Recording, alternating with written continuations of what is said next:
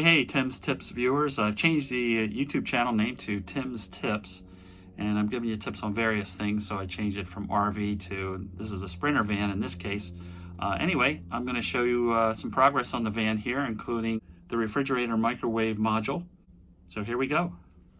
So here's the microwave setting. It was the hardest one to get in because it has the bump out in the back.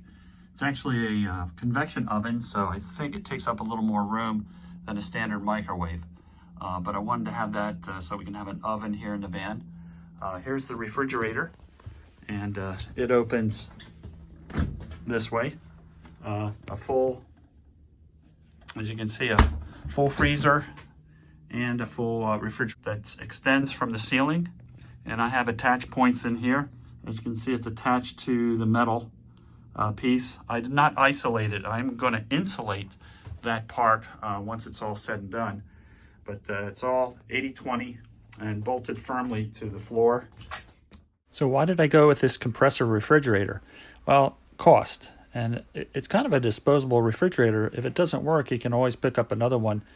And it's has a lot of good features, a lot of room, inexpensive, and a lot of features. There's a list of them. The door is reversible, so that kind of made it easy to change in the rig.